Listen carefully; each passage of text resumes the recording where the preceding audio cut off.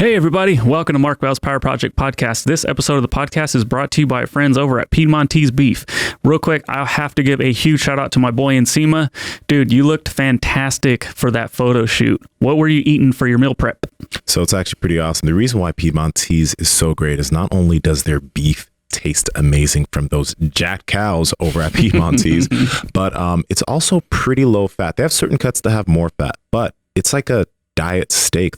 And I coined that from you, Andrew. You're the one who called it a diet steak because leading up to the shoot, I wanted to lose a little bit more body fat. I didn't want to eat a crazy amount of fat, so I just honestly loaded up on protein and steak from Piedmontese. Can you tell me the macros on their flat iron, Andrew? Because you know those. Yeah, so the flat iron, I believe, is like 46 grams of protein to only 4 grams of fat. I mean, tell me another protein source that has that ratio of protein to fat. It doesn't exist. Yep. And then even more so the diet steak itself that I guess I could have some claim to fame. I call the bavette steak a diet steak because there's 100 grams of protein for the whole thing and only 16 grams of fat. But the thing is, it's like the size of a football. So for anybody that's really trying to cut down and they I can't be on a diet because I'm always hungry, try eating a bavette steak, and see how you feel. You're going to get tons of great protein, tons of healthy fat, taste amazing. And I can tell you right now how to get 25% off that. You guys got to head over to Piedmontese.com. If you know how to spell it, say it with me. It's Piedmontese.com. At checkout, enter promo code Power Project for 25% off your order. And if your order is $99 or more, you get free 2-day shipping. Mokili. Yeah, what's going on today, y'all? We've got a dentist on the show. Not our first dentist. Not our first rodeo. Really? Who else? I can't think of anybody. Yeah, I think we've had dentists on the show. We did. I don't remember his name. We've had a lot of people talk about dentistry more recently. And teeth, yes. Yeah. The twofers. I'm a mutant. I have one less tooth. I just realized this when I was tonguing through my teeth a few weeks ago. I have 31 teeth. It's amazing. How many Aren't you supposed to have 32? I think Andre the Giant had double the amount of teeth. What? Did he have a second row? Or no, he just had little tiny teeth. And I think he had a lot of them. He had a huge head. Wow. I think he might have had 50 teeth. I know wow, that's interesting. I don't know. I'm excited for today's guest because I don't know about this vitamin D thing. I got to admit that I'm a little skeptical sometimes. Skeptical hippo. Even though I use vitamin D. I take it. Me too. I'm a fan. I wonder if you can hear us. Can you hear me? I can hear you. Yeah, we got him. All right. You can hear me okay? Yeah, we got you. We can hear you just fine. Thank you for taking the time to be on the show today. Pleasure's all mine. So just kind of kicking things off here. We know you talk a lot about vitamin D, sleep apnea, kind of health in general. One of the things that came up when I was looking through some of your stuff was kind of the connection between vitamin D and also some other vitamins that we take in and really trying to, make sure that we hold on to that vitamin D that we're taking. So vitamin K2 becomes important. I've heard you talk about magnesium and the role of B vitamins as well. I've been taking vitamin D for quite some time, and so has my other co-hosts here on the show, and we're huge fans of it. And I feel like it's been something that's helped keep me healthy over the last several years, helped prevent me from getting sick and so forth. But at the same time, I also am very skeptical of hey, can I just take a pill of vitamin D and have it be that beneficial?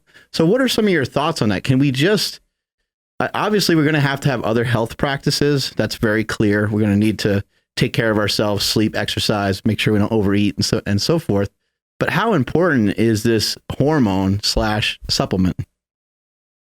Well, in my opinion, it's one of the most important hormones. And, one of the things I like to say is that humans are solar powered animals, but we kind of have to think about what is vitamin D and what does it do for us? And what about people who live in places where there just isn't sunlight available?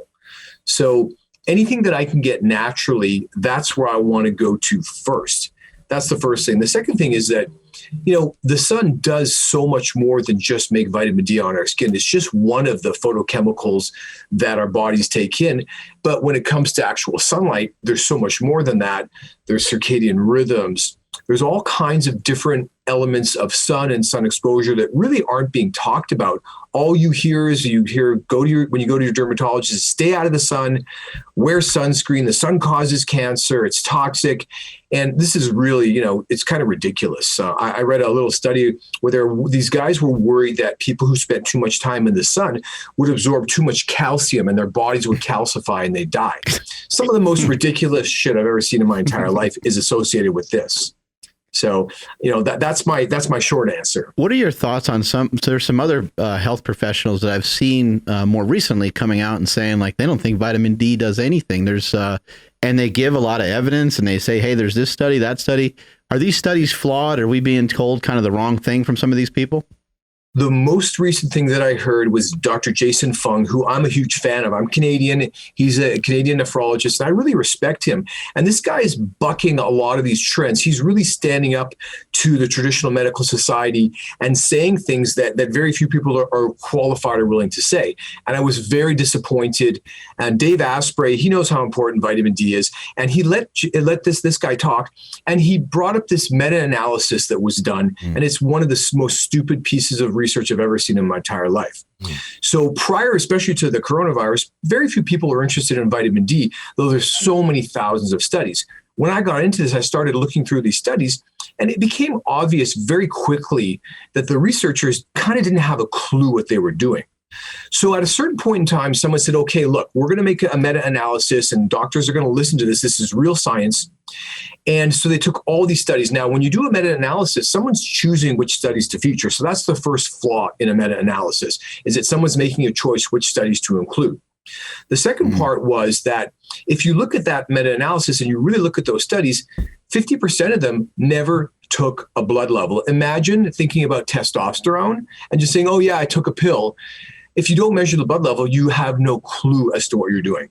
And the majority of the studies are flawed because they were A, giving a dose that was way too low, not physiologic, and B, they were not giving it for enough time. And they're thinking that this is some sort of daily dose. Vitamin D is a level that you have to maintain in your body. And, I like to think of it as a reservoir. And once your reservoir is low, it doesn't matter how much you take, you got to raise your level and you need a blood test. So the idiocy around this is kind of shocking. And, this why I'm such a big proponent is that when I discovered what this vitamin D was, it's not a vitamin, it's a hormone, I was really angry because I suffered till the age of 48. I had never had a vitamin D test.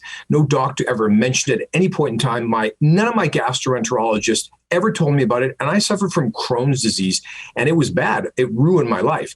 So the reason why I feature vitamin D so prominently is this is a major issue that was swept under the rug in the 1930s and 40s when another Canadian dentist by the name of Weston Price said, hey guys, this stuff is important.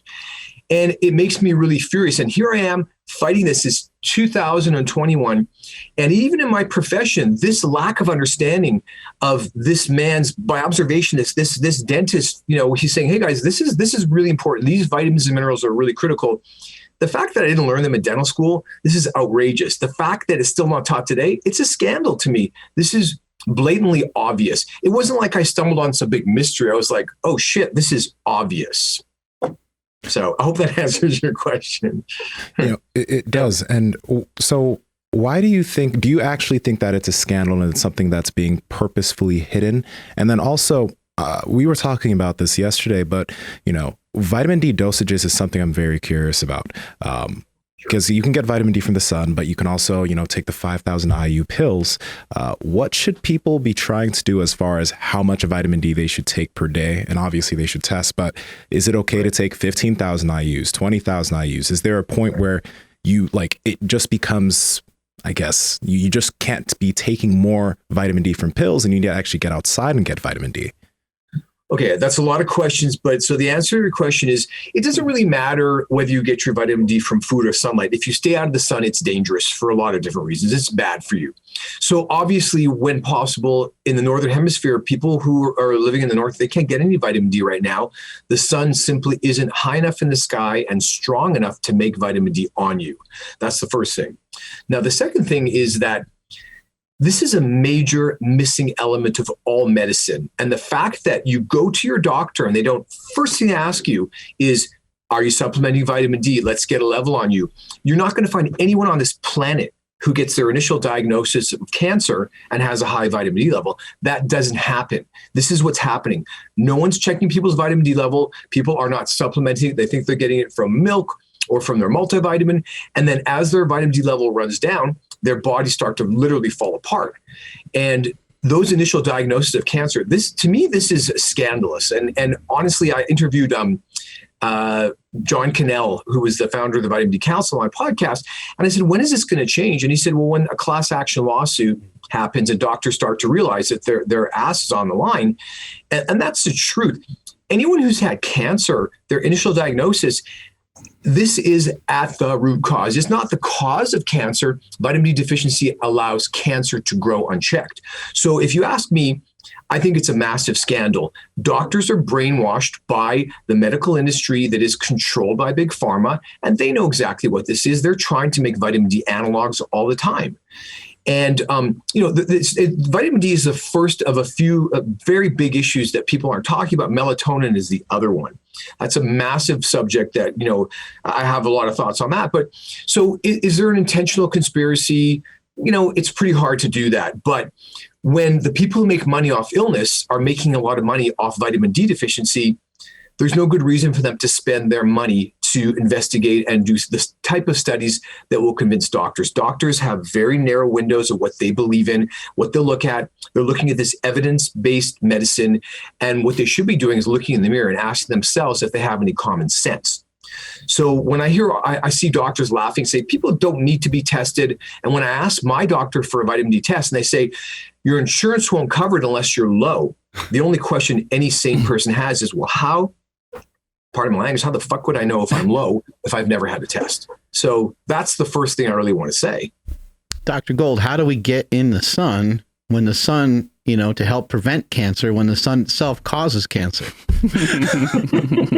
Well, the answer to that. The sun doesn't cause cancer. Inappropriate sun exposure can cause cancer. And when I say inappropriate, I mean too much or too little.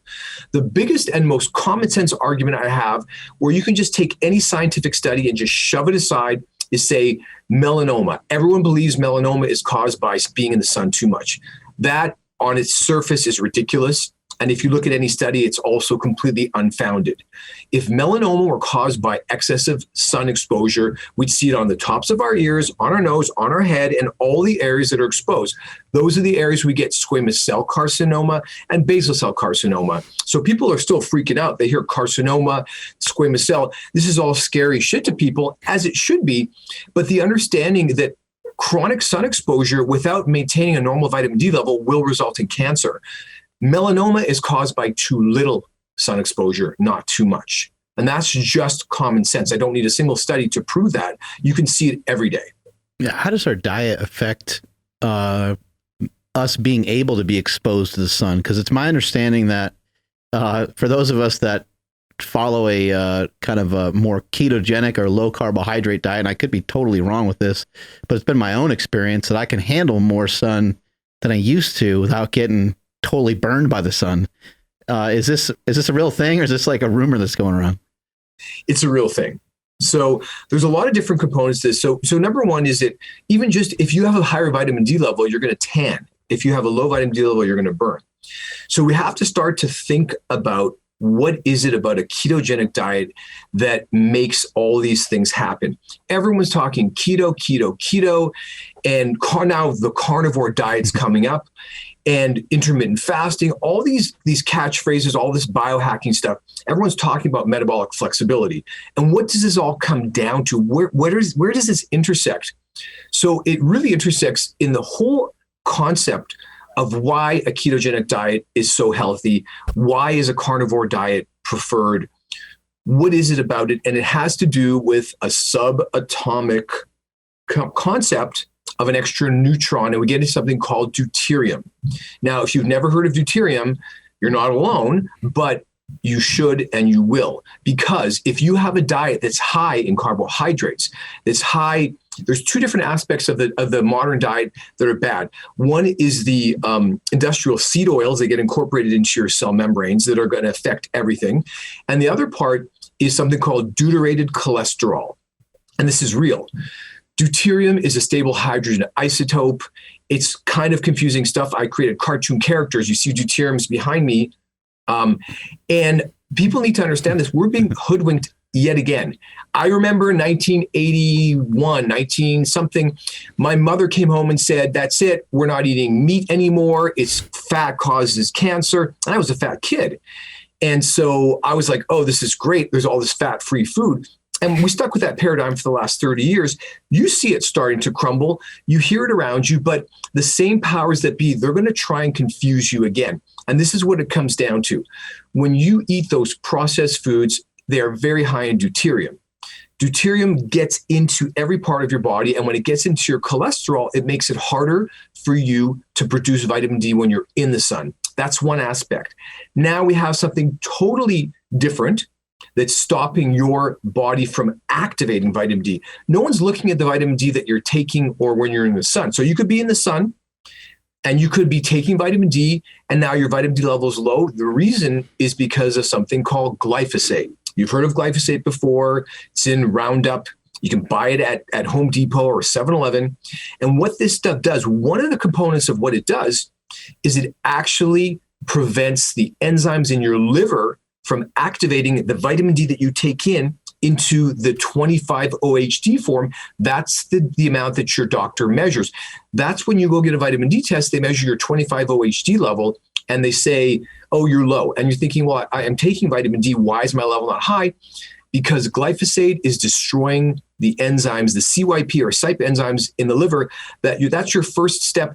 You take in vitamin D from sunlight or from supplements. It goes to your liver to get activated, hydroxylated, and it becomes a 25-OH vitamin D. That's the storage form that should be everywhere in your body.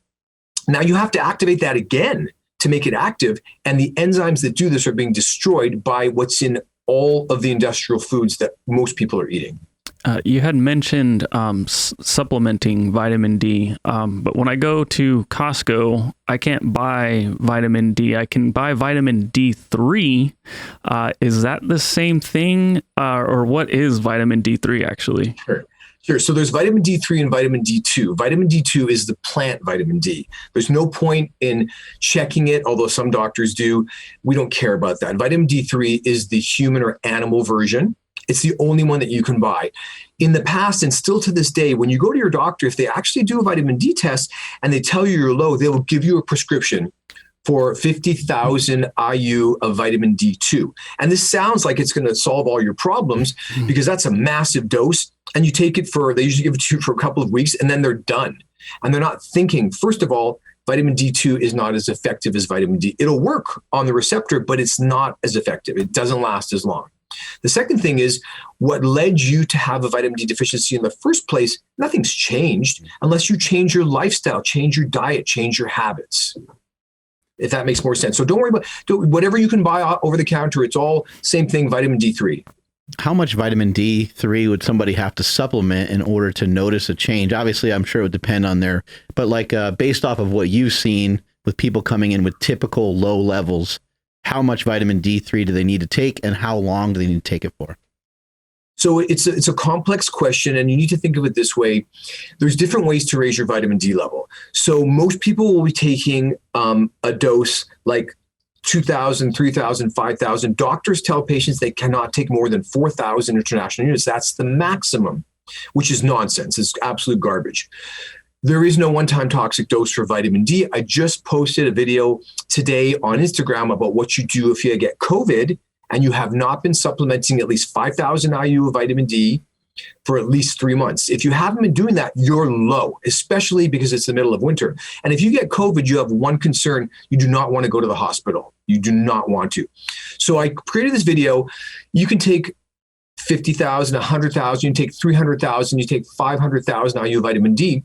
And just keep in mind that I don't know whether it's intentional, but 40,000 international units of vitamin D is 1 milligram. So when I say to my patients, I want you to take 10,000 IU of vitamin D, and this happened to me today. And I've been giving this instruction in writing for 5 years now. So the patient says, whoa, 10,000, are you trying to kill me? And then I say, it's 0.25 milligrams. And so I have like a routine where I show them 0.25. I go, if I say take 0.25 milligrams, you're going to think, well, is that enough? And I say 10,000, you go, oh my God. So It's ridiculous. This is such a dumb thing. And the idea that, and just so you know, when I started doing this, the doctors in my neighborhood, they all know who I am. They go, oh, we know who you go to. So I would say, tell your doctor that you take 10,000 IU of vitamin D and you're going to see their reaction. They go, that's toxic. Like, just on cue every time, which is ridiculous. You could make 20,000 IU of vitamin D by going in the sun for 20 minutes or a half an hour. That is a physiologic amount. That's the amount Mother Nature wanted you to make. Now, the thing is with sunlight, once you make the right amount of vitamin D, you're not going to be making more. There's sort of a maximum. You're going to top out at 100, and that's the level I've achieved just by sun tanning. But when you take supplements, you can go too high. And do not worry. If someone has one single study to show me the toxic effects of vitamin D, send it on over. Those studies don't exist. This is a simple brainwashing effect that they do to doctors in medical school to make them think this is some mysterious thing. Now, I heard Peter Attia about 3 years ago saying, vitamin D is not that important. Not that important. So I didn't answer the first part of your question. What is it about vitamin D that makes this such a big deal? Testosterone, it's a big deal, right? You want to know your level is good. Vitamin D is a transcriptional agent. And what that means is it goes to your DNA and it tells your DNA which genes to copy. And if you don't have enough vitamin D, your body has to choose, which genes am I going to copy? There's not enough vitamin D to make everything. So I'm going to stick to my calcium absorption because if I don't have calcium, I'm going to die. So I got to the point where I was so frustrated looking at these studies. And all of these doctors, it didn't matter what type of medical practice it was. These doctors would put together a study, and it didn't matter what disease it was. They would give people vitamin D, and they'd be all shocked. They go, wow, this vitamin D really worked. We should do further investigation. I'd be like, if you don't understand that everyone is walking around deficient, you're looking at a broken system. And every time you give somebody who's sick vitamin D, they get better. This is not a miracle drug. This is the understanding that everyone's low. And when you give people vitamin D, their health improves to a point. Now, the sicker you are, the more vitamin D will change your life. In my case, I want you to understand that, I wasn't looking for any of the stuff that I found. What happened to me was I was not feeling good. I was on anxiety and depression medication, but there wasn't a lot wrong in my life. I was clenching and grinding my teeth all the time. And when I was asleep, I'd wake up with a really sore neck. And I didn't feel good. I didn't feel right. I would lose my cool and start screaming at everyone. And by accident, I found out I had sleep apnea. And then I found my current guru, Dr. Stasha Gomanak, who said sleep apnea is a vitamin D deficiency. And I didn't know what that meant. So I started to investigate. And as I raised my vitamin D level, within 2 weeks of taking vitamin D, I stopped clenching my teeth. Everyone thinks clenching and grinding is caused by stress. Well, kids grind their teeth. 2, 3, 4-year-olds grind their teeth in sleep. What are they stressed about? When you give a child who snores or grinds their teeth vitamin D, they'll stop grinding in 2 days, 3 days, 4 days. Now, I don't need a single study to tell me that this is really important. What's happening is vitamin D deficiency, when it gets to a certain point, you don't have enough in your brain. Sleep apnea, bruxism, all these things, these are neurological conditions. Everybody wants to blame sleep apnea on a fat neck. This is your fault. You don't care about yourself. You're a bad person. And now the punishment of sleep apnea is ridiculous. And this is cruel. I had a patient in today who said, I have sleep apnea, but I didn't want to do anything. And I thought, okay, he doesn't want a CPAP, and I can't blame you. Who wants that crap? But I said, well, tell me why not? And he said, well, they wanted to do surgery. And I said, okay, so they want to do a $40,000 surgery to open and widen my jaw. And I said, let me ask you this. The guy's about 72. Let me ask you this. Did you sleep normally for most of your life? And he said, yep. And I said, okay, what do you think changed? What structure changed in your jaw? Nothing. This is a really big deal. I have been trying to get my profession to understand this is a neurological issue, not a structural issue. And children are being mutilated. That's why I'm so thrilled to be on your podcast. I know lots of people who listen to your podcast have kids. This is so important. The easiest thing in the world you can do, and you can change the trajectory of your child's life immediately by doing the simplest thing. And just, any other questions with DoseNet, I'm happy to answer them all. It's complex. Rule of thumb to anyone listening, it's 1,000 international units per 25 pounds. So that's simple. You got a 50-pound kid, you're going to give them 2,000 IU of vitamin D. That's a maintenance dose. If they're low, you want to give them a loading dose to raise their level. I find it hilarious that you said that when somebody tells somebody to say like 10,000 IUs of vitamin D, doctors say that's too toxic, because that's something I told my mom, who's indoors a lot. And my uncle, who's a doctor, said, your son's going to kill you. Like he said, that's too toxic. Your son's going to kill you. You can't do that. And she was super concerned. So I'm going to take this portion and send it right to her and give him well, I'm not going to continue because she listens to this podcast, but I want to ask this. I have a lot of individuals in my life, and it's actually odd because when I was younger, I'd always go out in the sun. I'd never get sunburned. Okay. But a lot of my white friends would, right? Now, I actually know some individuals in my life that are black, but when they go out in the sun, they get rashes, they burn up quickly, and they can't be out in the sun long. And because of that, they're choosing to kind of stay inside and avoid the sun. But we know that kind of leads to a lot more health problems. Other than diet, which we've spoken about, getting rid of processed foods, the glyphosates, et cetera, and maybe switching to a ketogenic type diet, unless you have more, ideas on that. What can individuals do if they find currently going out in the sun just makes them feel bad and they rash up or they burn quickly? What can they do? Okay, so you brought up a lot of really interesting topics. So if your vitamin D level is low, you can burn in the sun. Okay. The darker the skin, the more melanin you have, the more time you need to be in the sun to make the right amount of vitamin D. But I kind of want to take a step back and say, so what's the big deal about vitamin D? Why is this one thing so all encompassing? And the reason is that because when this one particular thing, and when you have enough of it, your DNA is able to copy any genes that it wants. And the primary thing that vitamin D does is it regulates the gut microbiome. And of course, this makes sense because in the old days when we were hunter-gatherers and your vitamin D level was low, it was winter, and you would be healthier with a different gut microbiome. Now, in the summer, when the D level is high, there's two different ways that vitamin D will actually regulate the gut microbiome.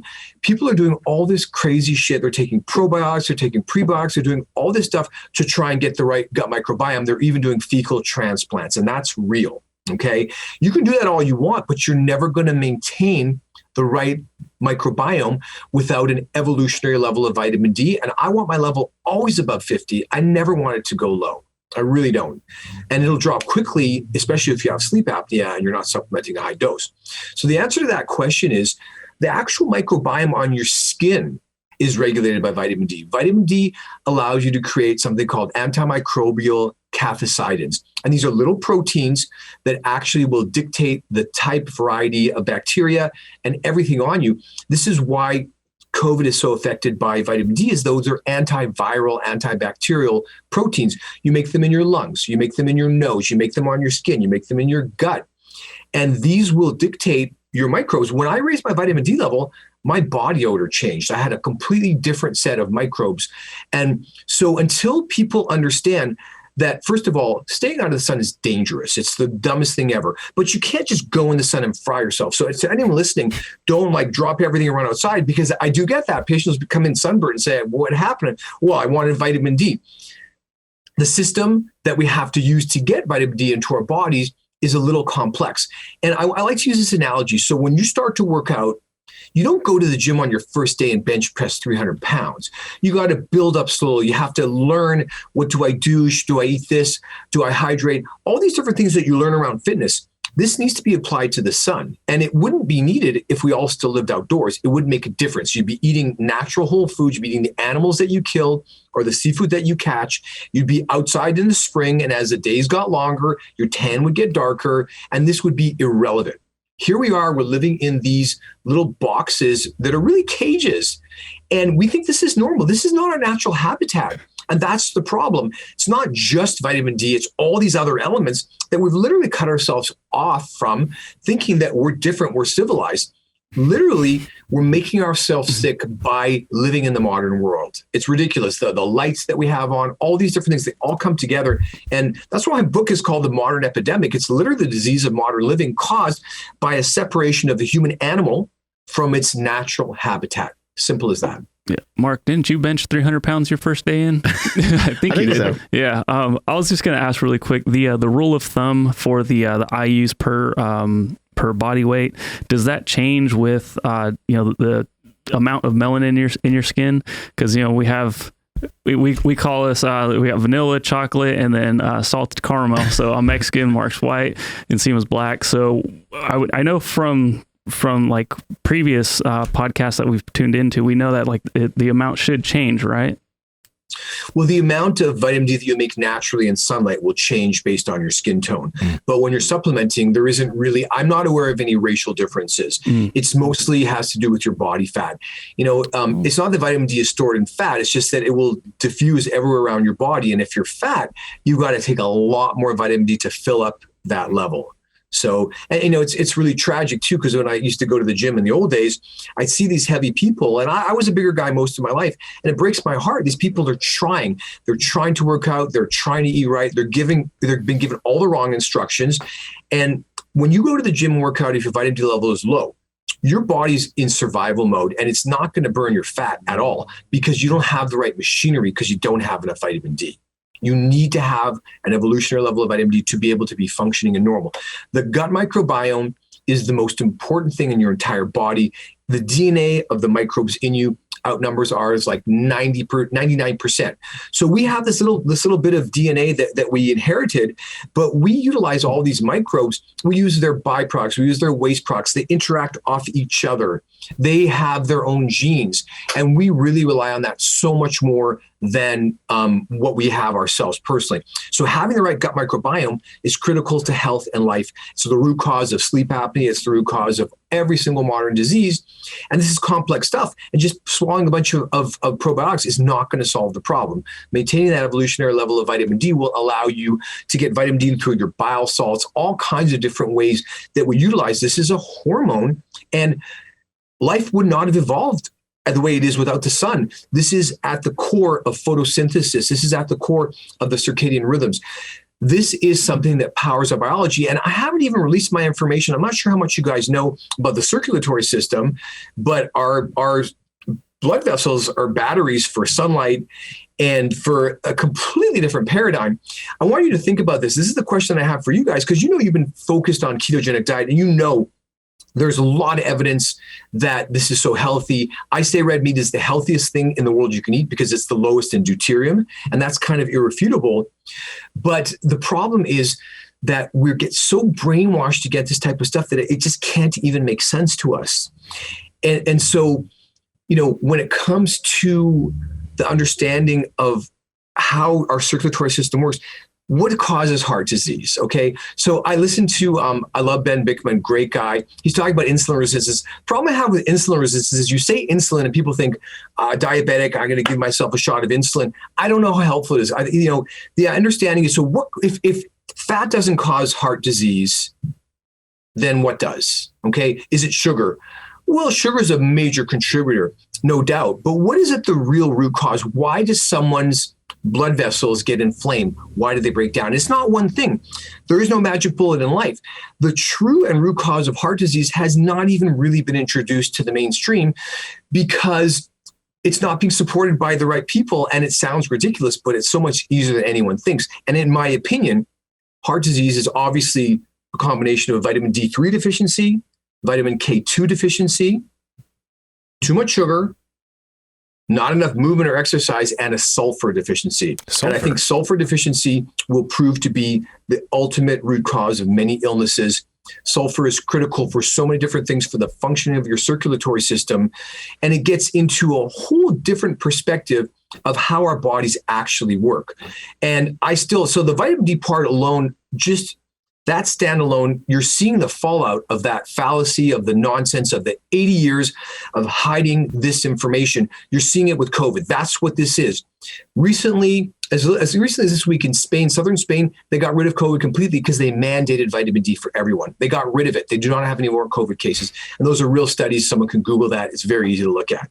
So that's the first of one of the very big lies to fall, is that vitamin D is critical for health. Second is going to be, not only does red meat not cause cancer, it is the healthiest food that you can eat. Why? Beef tallow has the lowest deuterium level of anything. It's 105 parts per million. The lower the deuterium, the healthier the food. So once we get into that understanding of what deuterium is, because that is what our bodies are built around. If you don't understand deuterium, every single system you're looking at Total waste of time. The entire Krebs cycle, the entire production of energy is nothing other than a deuterium depletion protocol. 10 enzymatic steps to make 2 molecules of ATP. That's stupid. Why would we have that? Every one of those reactions is getting rid of hydrogen that may or may not be deuterium and making sure that only the least amount of deuterium gets near your mitochondria. And there's a reason why there's no mitochondria in your red blood cells, because your blood's full of deuterium and it will be destroyed. So never mind the vitamin D part, which I think is still scandalous and relates to the craniofacial growth and development for children, why kids need braces, why no one has room for their wisdom teeth. That alone is a massive, massive deception. But now we're getting into the root cause of heart disease. And the root cause of heart disease, like I said, is multifactorial. And if you understand what deuterium is, and you understand what sulfur does in your body, you understand what structured waters, you understand what the sun does in you, you know all these pieces individually. No one's put them together, and that's what I want to do. You know that sauna therapy is good for you. You know the infrared light is good for you. Why? These are all things that all come together in the mitochondria because it's the most important part of your body. Everything else is irrelevant. You could have the fanciest house and have all this great technology. When the power gets cut, you're screwed. Power is everything. And if your mitochondria isn't your most important thing, then you don't know what you're talking about. Kind of ridiculous. All single cellular life could not become advanced until the mitochondria evolved.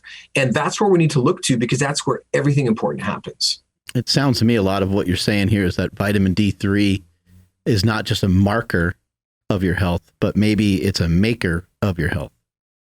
It is. I consider it like a fuel. We need air to breathe. We need food to eat. We need water to drink. And we need sunlight. And the part of the sunlight we need is the component of vitamin D. Again, it's one of the things that sunlight makes in our body. So this is like a fuel in your body. And, you know, that's why I'm putting out all the graphic material to make people understand this is not a vitamin. This is not what you're getting in milk. This is not in your multivitamin. This one thing has barely been studied. And the people who study it mostly are idiots. They've wasted their time and money, because I don't even know whether Big Pharma is funding dumb studies.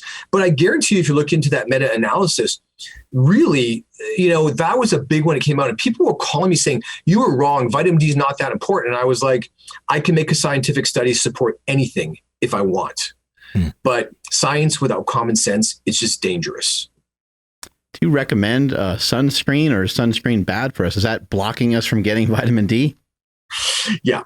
So the sunscreen, this is another very serious discussion. And I want people to know, when you take your kids to the beach and you take out that spray and you spray them like you're coating them, that is not protecting them. That is bad news. So that's nanoparticles.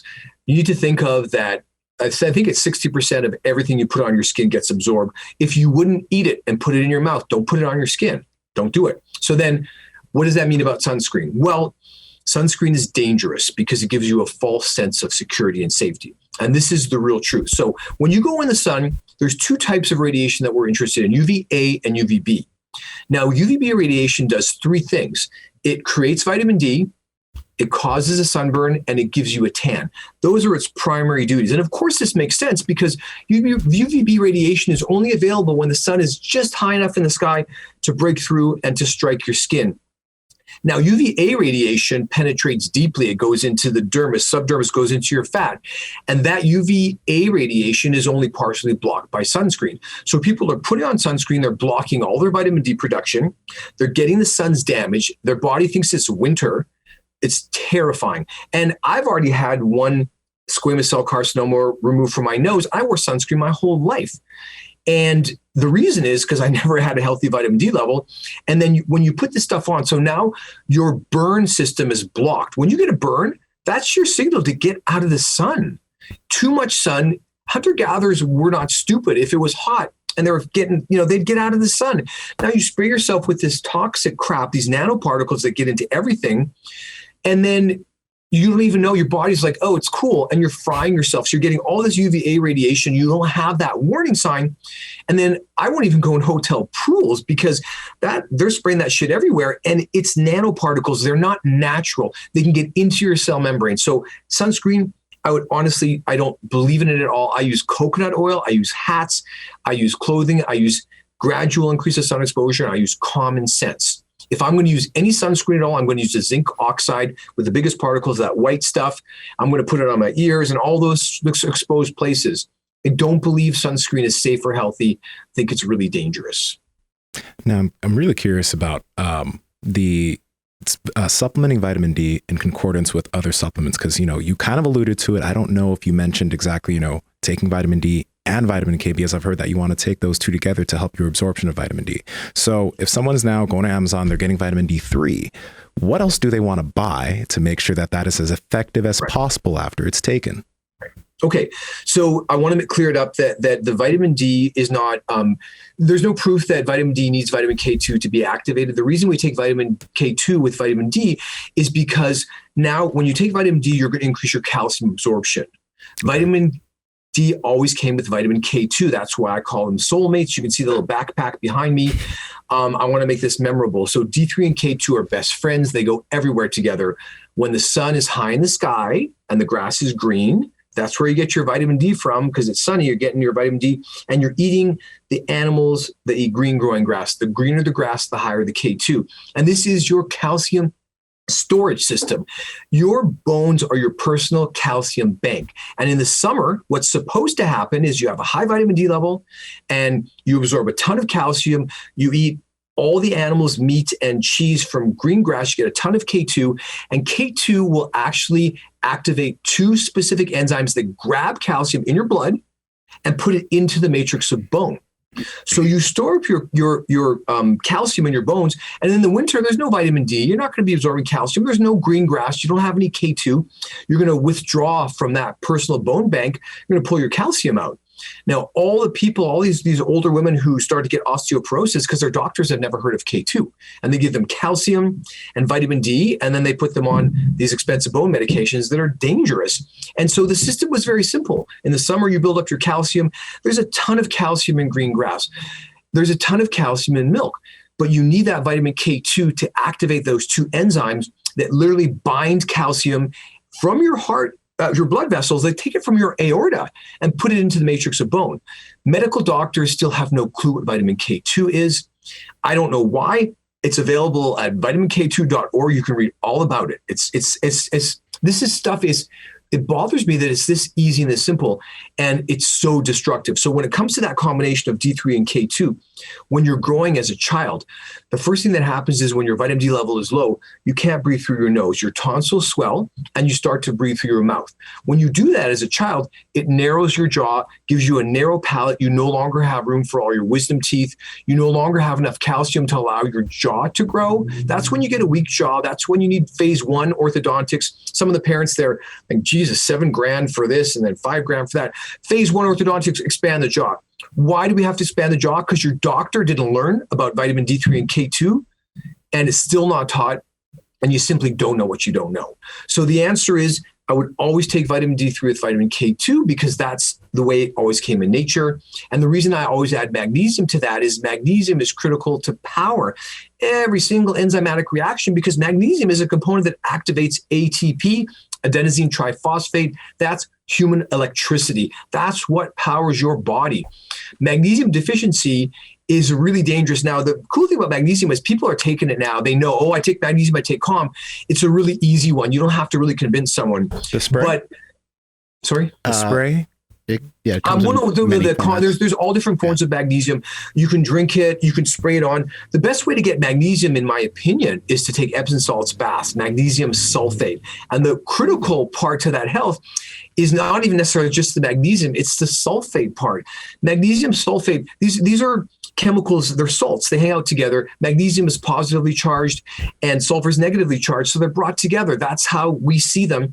And when you take an Epsom salts bath, your body will absorb exactly the right amount of each of these minerals to give you health. You don't have to worry about shitty supplements and stuff coming from China with lead. That's the best way to do it. And if anyone hasn't taken an Epsom salts bath, it's strangely relaxing and calming. That magnesium gets into you right away. Sprays are great and they work, but they can get kind of itchy. I started off with sprays and I tried all kinds of supplements. So I prefer to get that. That's the best way, taking an Epsom salts bath. If you go to a float tank, what are you being floated on? That's magnesium sulfate. Do we need fat and cholesterol as well? I mean, these are fat soluble, like vitamin K2 and vitamin D and E and A and stuff. These are fat soluble things. So does it help? Does it assist at all to help with absorption? And how does it help to eat more fat with it? I think it's best. I think they're best taken with food, and unless you're on a non-fat diet. I personally don't think it's as important as people are saying. I've never seen anyone who studied the effects. To my recollection, I haven't seen a study that said, okay, we took people, we dosed their vitamin D, we gave one on an empty stomach and one with fat. I haven't seen that study, but with a lot of my patients, because I just can't remember to take it, I say, listen. Put it in front of your toothbrush because your dentist is nuts. He's telling you to take this. Pop it in your mouth. You're fine. Okay. It will still get absorbed, probably better with some food. Great segue to the next question. Do we need to brush our teeth if we're eating the right foods? Technically, no. All right. Why is that? Well, so we have to think about animals in the wild don't brush their teeth, but once we get into captivity, they need dental work. It happens to dogs, happens to lions. And what is this? This is a vitamin D3 deficiency. Dental disease is a D3 deficiency, changes the mouth's microbiome, allows the bad bacteria to overgrow. So if your vitamin D level is evolutionary and you're eating a nose-to-tail diet of lots of animal meat, you probably won't build up plaque or tartar on your teeth, especially if you have K2. We see K2, the calcium in your arteries mirrors the calcium on your teeth. And of course, it makes sense. If you're taking in this calcium and you're not grabbing it and putting it into your bone, it's got to go somewhere. When it goes into your skin, you get wrinkles. When it goes into your arteries, you get hardening of the arteries. And, it can be put into your teeth. Those two enzymes that I talked about, their names are matrix GLA protein and osteocalcin. Those are enzymes that exist in your mouth. So if you have K2, those enzymes need to get activated. They will take calcium in your saliva and put it into your teeth and bones. So you can reverse decay. You can reverse to a point. You can reverse decay. So the answer is we absolutely do not. When I heard about oil pulling, I thought it was the dumbest thing ever until I found out that coconut oil is extremely low in deuterium. It's highly antibacterial. And so oil pulling kind of works, but you got to make sure you use coconut oil. I brush my teeth, but I don't use fluoride toothpaste anymore. I floss and look in the car. I use some little flossers, but no, the answer to your question is we wouldn't need to brush our teeth. It's kind of nice too, but we wouldn't need to. Andrew, do you hear that? What is that? You hear that? You hear that beat? That sounds nice. That's the sound of free Element electrolytes. Oh my gosh. Those are 8 electrolyte packets that Element is so graciously sending all of you guys for free. But there's going to be some weird hoops, some stipulations. You gotta pay $50. 50? No, dude. Okay, no, it's 5. Okay, I was like, damn. Yeah, no, you literally just have to pay $5 for Element to send you 8 different packets of their awesome electrolytes that you hear Mark talk about, I talk about, you talk about. These are so good for if you're dieting, if you're not, if you're trying to focus on performance. They're just so amazing, and they're going to send you 8 of them for $5. Yeah, and what I actually I love about this whole recharge pack is, you know me, I love orange salt. That's my favorite flavor. They have tons of other great flavors, and now here's this opportunity to try all of them. So why would, give me one reason why you wouldn't jump on this right now. Exactly. You guys need to go to drinklmnt.com/power project. You can claim your free Element recharge pack right now. Just pay the $5 shipping and get to sample all of their flavors. Guys, we wouldn't steer you the wrong way. We love this stuff. We've been talking about them since before they teamed up with us. They're homies now, and just seriously, drinklmnt.com/power project. Again, absolutely free. Just pay for the $5 shipping and it's yours. Go there right now. Now.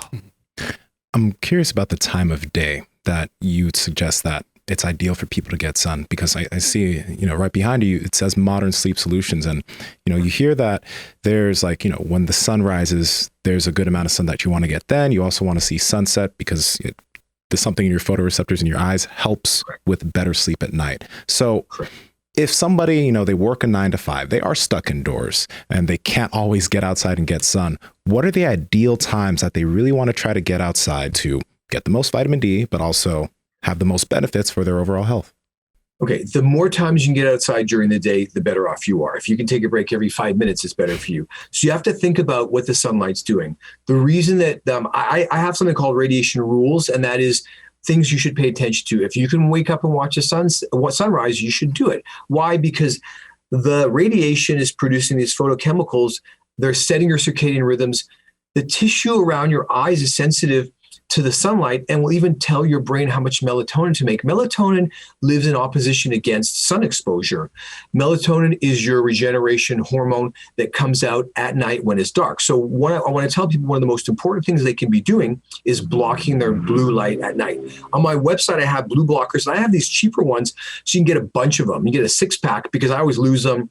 Put them everywhere. When you get home, do not put them on. I put them on past 8 p.m. every day because you want to block that blue light. Blue light will destroy melatonin. So our entire biology, we are sensors for the environment, and we evolved outside. The sun was instrumental in our evolution. Every animal on this planet is taking all kinds of cues from the sun. Now, when we discovered fire, that changed us from being an animal that would go into heat in the summer when our biology was ready, to make a child. We really changed that. And you can destroy your melatonin profoundly, and it's dangerous on kids who are staying up all night with screens. They're destroying their melatonin. This is anti-cancer. Melatonin is the next big drug, in my opinion, that should be looked at. And honestly, the fact that no one's even looking into it, people take it for sleep, it's much more important as antioxidant, much more important for cancer. And I kind of got a laugh. This is very sad. Both my parents died of pancreatic cancer, and I saw what their doctors did to them. And they're giving melatonin now with chemotherapy, and they're saying, oh, it decreases the toxic effects of chemotherapy. Guess what? If you gave just melatonin, you'd eliminate the toxic effects because you wouldn't have to give chemotherapy. Melatonin as an anti-cancer agent is profound. I have studies that are available on PubMed that melatonin on your skin will reverse cancer. Why? This all comes down to the mitochondria. When your mitochondria get sick, you get cancer. You guys know Thomas Seyfried. He's a genius. If he's the guy who's talking about cancer as a metabolic disease. So when you get skin cancer and you put melatonin on it, it can reverse the cancer. How does it do that? Melatonin will repair the mitochondria. Most important, everyone, glutathione, superoxide dismutase. These are antioxidants you've heard of. Melatonin is a superhero antioxidant because it does two things. Number one, it has a profound ability to absorb free radicals. That's the first thing. The second thing is it's an epigenetic moderator, meaning that it goes to your DNA and tells your DNA to make more superoxide dismutase and more glutathione. So this is one of the most important chemicals. It hasn't been studied even close to enough. And in your mitochondria, melatonin is in there to make sure that the inner mitochondrial membrane doesn't tear open. That is it's one of its primary duties. So I don't know if that answers some of your questions, but so timing on sunlight, yeah, we are supposed to be circadian creatures. The one good thing about COVID is there's nowhere to go at night anymore.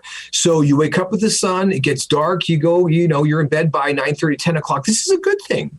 This is important, but block your blue light at night. If you have kids, get blue blockers. When I put my blue blockers on, I will not take them off till all the lights are off, and I'll take them off. And in the morning, or if I wake up in the middle of the night to go to the bathroom, I put them on before I do anything because you're going to stop your melatonin production immediately, and you do not want to stop your natural melatonin production. That's just really bad. You mentioned earlier about not going to the hospital, like that, how you wouldn't want to go to the hospital if you had COVID. What was the reason for that? Well, just first of all, just basic comfort. Once you leave your own home, imagine, you're feeling shitty already. Now you're going to go down to the hospital, be sitting in the hallway, people are going to be coughing up, and you're going to be in fear for your life.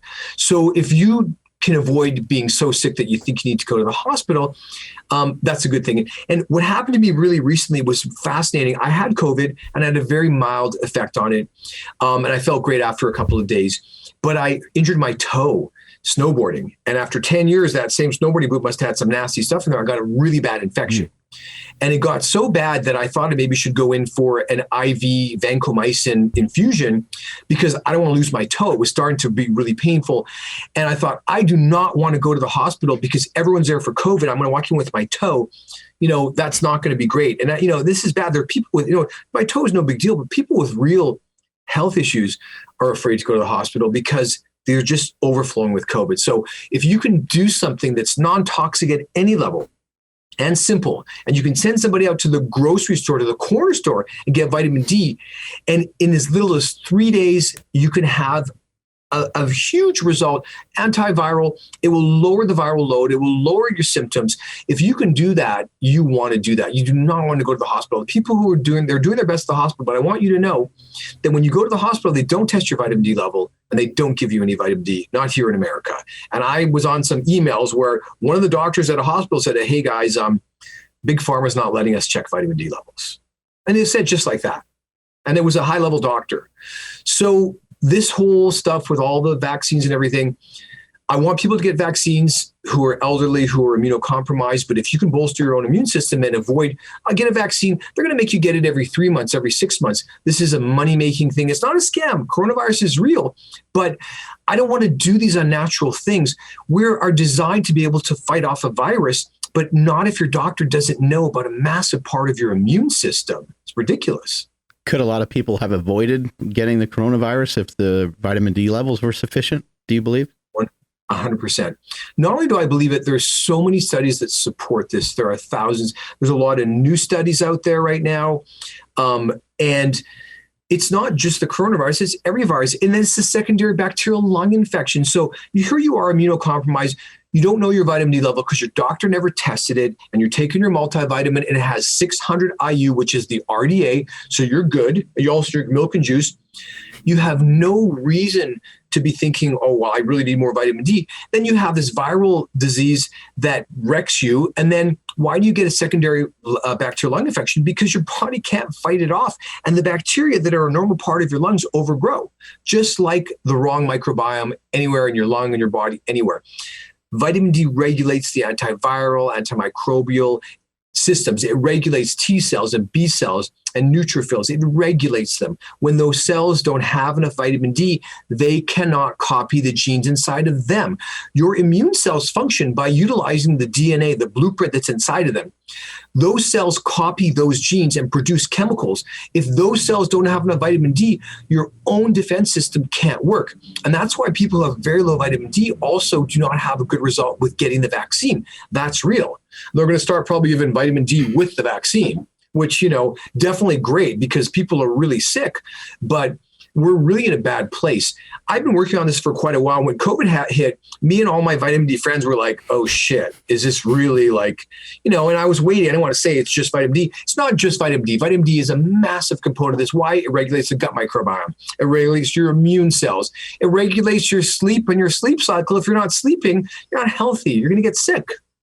If somebody were to test positive, would they need a heavy dose of vitamin D to kind of kick things off, or just keep the traditional rule of thumb, like you said? Right. Can I say, oh, fuck yeah, they need to take a lot more vitamin D immediately. You want a loading dose. And I have videos that show me taking 100,000 IU vitamin D on camera, and I don't die. Like I said today, I posted on my Instagram feed at modernhuntergatherers.com what to do if you get diagnosed positive with COVID and you haven't been supplementing. Yes, you want to take a massive loading dose. If you're nervous, take 20,000 in the morning, take 20,000 with lunch, take 20,000 with dinner, take 20,000 before bed. Take your K2, take your magnesium, and do it all again the next day. The study that came out today showed that 400,000 IU given all at one time was extremely effective at decreasing the coronavirus symptoms. So if you get COVID and you're really sick, take 400,000 IU, but take it with some K2 and magnesium and take it with food and don't panic. You cannot kill yourself. 500,000 IU is not toxic on any level. There was a while back, I heard this guy, smart guy who was doing for surgery, he was injecting his patients with 1 million IU of vitamin D 3 days before surgery so they wouldn't get post-op infections. What? That guy never got his information out. That's real. And that's what I would want. Hospital infections. Who do you think gets flesh-eating bacteria? Who do you think gets MRSA? I had MRSA twice. MRSA is methicillin-resistant Staph aureus. That's a bacteria that 30 to 40% of people have in their nose normally. When does it go onto your skin? When your vitamin D level drops and your immune system shuts down. I had it twice. And none of my doctors said, hey, what's your vitamin D level? And I couldn't figure out why was this happening to me. It was insane. My vitamin D level was so low that I had giant abscesses on me, and it was dangerous. This can transform into flesh-eating bacteria. I had a patient who had flesh-eating bacteria. She lost her jaw. We measured her vitamin D level, and this is long after that. Her level was 9. That's low. You want to have a level over 30, 40, 50. So yeah, you should immediately. Now, if you've been supplementing a good amount of vitamin D, like 5,000 IU for at least 3 months, you don't need to panic as much. You can still take a higher dose. If you run your level up to 100, 150, 200, there's no toxic effects. Past 300, you're going to get nauseous. Okay. Show me the people who are dying from overdoses of vitamin D. Now, here you are. You're alone, you're isolated, we've been isolated for a long time, and now you're sick and you're thinking, oh my God, what the hell's going to happen to me? You can take a massive dose, take 100,000, take 300,000, it doesn't matter. Go to my YouTube channel, look at some of my protocols. This is the easiest thing in the world, and it's tragic to me that people are dying. Families are dying because their doctors did not learn about this and they have not researched it on their own. It's outrageous. Before it was bad enough that I wasted my life in bathrooms and being fat. But now people are dying over this. This is ridiculous. Doc, are the studies like the study you just mentioned that came in today, is that stuff on your website? Because like, I know a lot of people are hearing some of the things you're saying and we want to be able to give them like the information you're talking about because a lot of it's really important. So is it on your website? I have a lot of vitamin D studies on my website. I have links, but I will, when we're done with this, I will email you directly today a link with the top 8 or 10 studies on COVID and vitamin D. And the one that showed that 300,000 IU of vitamin D was not only safe and non-toxic, but it reduced immediately the symptoms. When you take vitamin D, it takes about 3 days for it really to get everywhere it needs to go. By the time it gets activated by your liver and all that. So these studies are available. There's a great website called Vitamin D Wiki. And it's run by a guy named Henry Lahore, and he's a super cool guy. He has put every study, so anyone can look at it right now, Vitamin D Wiki, and then he'll have all the latest studies, and he kind of interprets them for you, shows them, there's direct links to them. But for the average person, looking through studies on PubMed's kind of difficult. He summarizes them, he puts them together in categories, and he has all the latest stats on COVID. I'm on an email back and forth with the 50 of the top vitamin D experts. And God love them. They are some of the best people in the world. They're like, oh, the British Parliament is talking about this and people are going to figure it out. They're not going to figure it out. It's shows like this that are going to make the difference. It's someone like me saying, look, guys, we've been deceived. This is bullshit. And I have over 30 years experience as a clinician in 2 countries. I have a degree, I have a doctorate of dental surgery, and I can do research just like everyone. This isn't even some mystery. This is obvious. It's really tragic. Sleep apnea is a fake disease, I heard you say before. What do you mean by that? Well, sleep apnea is just one aspect of it. So basically the syndrome is this. Your vitamin D level goes down, you lose your gut microbiome, you don't have the chemicals you need. And where this affects you most profoundly immediately is in the autonomic nervous system. So your autonomic nervous system is the part of the brain, it's your brainstem. We share this with all other mammals. It's exactly like ours. And this part of the brain regulates your housekeeping duties, your breathing, your circulation, your blood pressure, your sleep, your digestion. We can't control this. You can meditate and take deep breaths, and you can change whether you're in sympathetic or parasympathetic tone. But that part of the brain, the disease starts out early as a lack of something called acetylcholine. And this was the work of Dr. Stasha Gomanak. And what she found is that this is the disease. So you need vitamin B5, pantothenic acid. It comes from the gut microbiome. That is a precursor to acetylcholine. You also need a high enough level of vitamin D to make this enzyme, one of my cartoon characters called choline acetyltransferase. Her name is Kat. And choline acetyltransferase is an enzyme that makes acetylcholine. What does acetylcholine do? It's the primary neurotransmitter of the parasympathetic nervous system, so that when you're in your fight or flight and you want to go to rest and digest, you can't get there. So the reason I created those cartoon characters of like bitchy woman syndrome and angry man syndrome is because people are stuck in fight or flight and they cannot get to rest and digest. Now, as this syndrome kicks in and people get sicker and sicker, you end up what I call roadkill, is that every part of you starts to break down because every single thing the autonomic nervous system controls starts to suffer because the brain itself doesn't have the right amount of chemicals from the gut microbiome, doesn't have the right amount of enzymes because your vitamin D level is low, and then shit breaks down. So when you get sleep apnea, it's just an outward symptom of the disease of the autonomic nervous system. Your circulation is already affected, your digestion is already affected, but sleep is an easy one because snoring is obnoxious. And when you feel like shit, when you that 3 o'clock, 3:30 comes in, you crash and you need to have like sugar to stay alive, that's something that gets people's attention. So when you fall asleep driving, every major accident of every train crash and plane crash, this is all sleep apnea. This is someone falling asleep at the wheel. No one's testing for this. Everyone has this. So many people have this undiagnosed, untreated. And so the sleep component, it gets put off as a separate disease. This is caused by your jaw is too small and your neck's too big. It's nonsense. This is just one aspect of the syndrome I'm calling the modern epidemic. It's one of the easiest things to pinpoint. And it's one of the most important because sleep is your primary regeneration tool. If you don't get a good night's sleep every night, you're going to break down prematurely.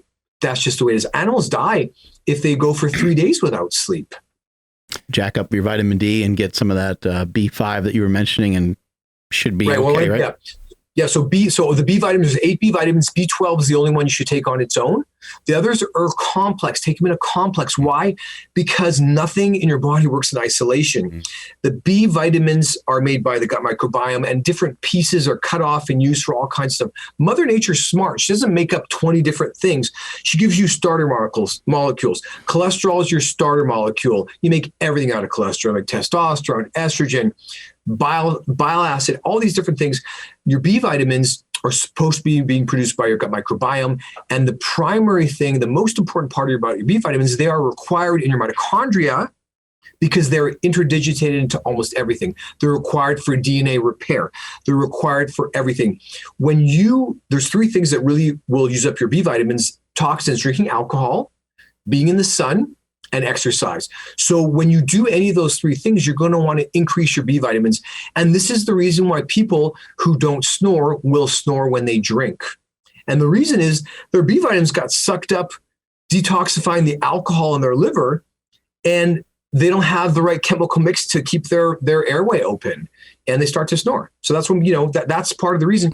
And I discovered these things through a lot of the work of Stasha Gould, but through experimentation. I had a situation about 3-4 years ago, and this is really important, is that I went on a cycling trip and I was cycling 40, 50 miles a day out in the sun, and it was in France. So I was drinking wine at night.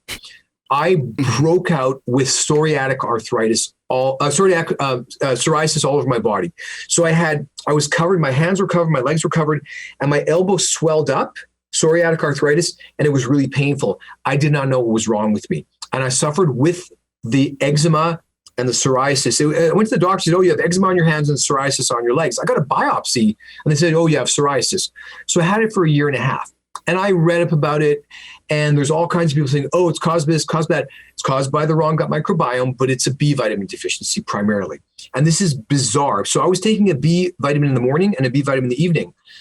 And I called up Stasha Gould and I said, "Tell me about the patient that had the worst diabetic neuropathy, who had the worst problems. How much B vitamins did they take?" And she said, "I had somebody who took 300 or 400 milligrams of B vitamins, and that was what she needed to get rid of the tingling in her hands." So I took an extra B vitamin. Nothing happened. For 2 days, I took a third. So I was taking B vitamin every 6 hours. My eczema and psoriasis disappeared in 2 days. And I had suffered with it forever. I've been scratching it. So for some people who have eczema and psoriasis, simply raising your vitamin D level will increase the gut microbiome's production of B vitamins, and it'll disappear. If you have stubborn areas of eczema or psoriasis, you're going to need a higher dose of B vitamins.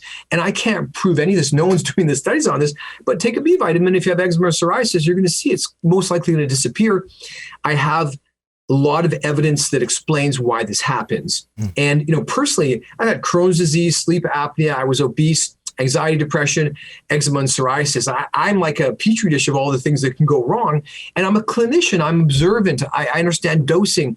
I know what my body does. I see people every day. So these are the pieces that I put together to try and make people understand, is that there isn't this massive increase in all these chronic diseases because, people are not doing the right stuff. We're being poisoned by our environment, and our gut microbiome is getting killed. And these diseases of modern living are coming forward: lupus and arthritis, and all those psoriasis commercials. And they always show people outside in the sun, which is kind of funny.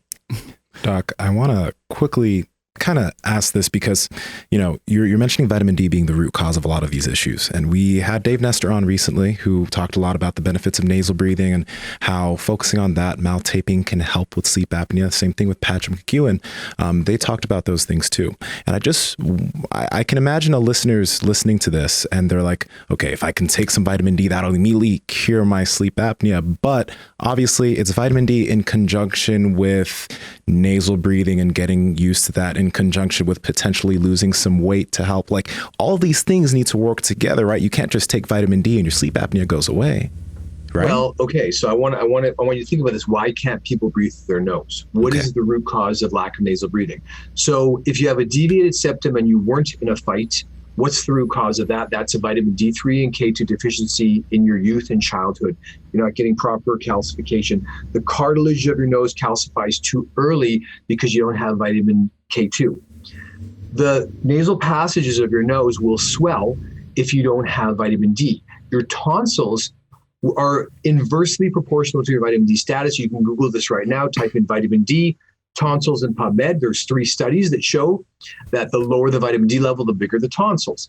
So the root cause of the lack of nasal breathing is a vitamin D deficiency in childhood, youth, and development. So that's the first thing. Okay. Now, we were designed to breathe through our nose. We create nitric oxide, which dilates all of our vessels. It makes our lungs expand. So the broken system of kids breathing through their mouth is a massive part of this terrible syndrome. And so by taping your mouth, that's great, but don't tape your kid's mouth if you don't know if they can breathe through their nose. You get an evolutionary level of vitamin D first, okay? Make sure your level is 60. See how you feel. Tape your mouth. Can it help? Absolutely. Sleep apnea is multifactorial. It's a neurological condition that is amplified by a lack of nasal breathing. It's a neurological condition that's amplified by having micrognathia, small jaw. It is a neurological condition that's caused, that is amplified by having a fat neck that does weigh up on your airway, and your tongue gains fat. So when you lose weight, some of the fat goes away from your tongue. So those solutions, that's great. That anything that you can do to make yourself sleep better, that's great. And no, you can't just take vitamin D and your sleep apnea will disappear, but you have to understand that this is a spectrum. So somebody who's just becoming vitamin D deficient for the first time will have insomnia. There's a very common lesser version. It's a little sister of sleep apnea. It's called upper airway resistance syndrome. This is what women have all the time. And this is what men get when they go for their sleep study and their doctor goes, you don't have sleep apnea, pushes them out the door. When you go to your doctor and you say, I can't sleep, they want to send you for a sleep study because the doctor has no tools except for medications. So when you go to that sleep study, if you have an apnea-hypopnea index, a score that's over 5, you're leaving with a CPAP, whether you like it or not. And you take that home and put it in the closet, okay? The lesser version of that is this version, upper airway resistance syndrome, it's just sleep apnea light, and it's actually causes insomnia. So all of the people who are having a hard time sleeping, they have a difficult time gearing down for sleep. They wake up frequently. They wake up feeling unrefreshed. When we do sleep studies, I have my own sleep study equipment, and it takes a very specific type of machine to be able to calibrate to get that lesser apnea. But if you treat it right then and there with vitamin D, you restore the vitamin D level, restore the gut microbiome, you can absolutely reverse sleep apnea. I believe it's a completely reversible disease and syndrome.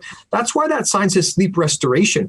It doesn't say, oh, I'm 45 years old, I'm going to sleep with this machine on my mouth for the rest of my life. It's ridiculous. The idea that this is acceptable to people is wrong. The idea that there's no sleep consultants, you got me, a dentist saying, I can make a mouthpiece for you, or you got a doctor saying, I'm going to do surgery on your airway, I'm going to give you your CPAP. Good luck. I hope you enjoy that. This is the most important thing that people are thinking about. Everyone's talking about sleep now, but no one has any tools to do anything. I'm trying to show people that it's much simpler than they think. So the truth is that you can't repair something unless you know why it broke down in the first place.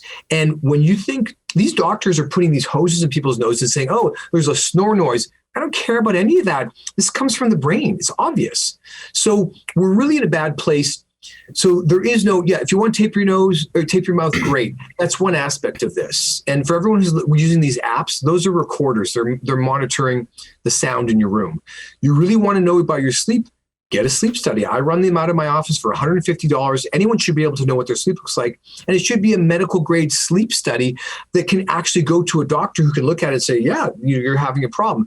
The sleep studies are incredible. Even the healthy people, I see some really weird stuff when I do a sleep study on them. Doc, where did the crossover to I guess to being a dentist, to getting lost in the woods with gut microbiome and, D3 being something that can help suppress some of the COVID-19 symptoms.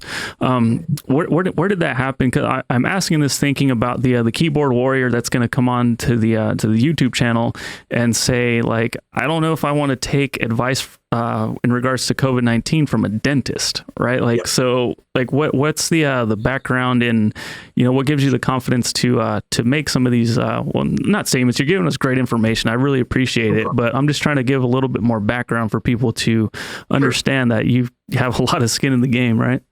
Right. Well, okay. So I want you to think about who are the health gurus right now. Ben Greenfield, Dave Asprey. A lot of these people are talking about all this stuff, and people are listening. None of those guys are doctors. They don't have any medical training, which is a good thing because the medical doctors get brainwashed. Mm-hmm. What's interesting about why someone would listen to me is that I just so happen to be the right person at the right time. The reason is that I have 30 years experience as a clinician under my belt. So I've been treating people in Canada for 10 years and here for 20 years. I've been to the same location, seeing the same patients. So I have a very different view of health. I spend a lot of time with my patients. I see their medical history. I talk to them. I know their kids, their grandkids, their parents, and I get to see their body in a completely different light, lying flat with a light shining down on it. This has allowed me to see things in a very different way. When I discovered Weston Price, a Canadian dentist that I didn't learn about, it set me off on a mission of wanting to understand why I had my life wasted. Why did I go through all this stuff? What is it about this one thing? And it made me mad. So I looked around. Before I started to speak out, I did a lot of research, and I had to ask myself, do you want to put yourself out there? Because people are going to try and destroy you. And the first time I said to a medical doctor that I treat sleep apnea, he literally stopped in his tracks. His mouth dropped open. He said, but you're just a dentist, just like that. Mm-hmm. And I'm not insulted because people think dentists are not real doctors. I do bony surgery. I do all kinds of crazy stuff. I'm a doctor of the mouth. And this information is not available to almost anyone. And the reason people should listen to me is that everything that I'm saying is supported by science, but more importantly, it's supported by common sense. And you can listen to your medical doctor, and I want you to think about this. If you don't think you should listen to me and you think you should listen to your doctor, if your doctor's been testing your vitamin D for the last 20 or 30 years, if your doctor's been recommending that you supplement magnesium and vitamin K2, then don't listen to me. That's your man. That's your woman. Go to them. But that's not happening. I am the right person for this because I've been sick my whole life. And after 30 years, I have the ability to do two things. Number one, no one's going to shake me on this. I'm right. Okay. If someone doesn't want to believe in me, don't do it. But if you have kids, I just asked you to look into this for them. Don't do it for yourself. Don't do it. Okay. I'm just a dentist. You don't really want to listen to me.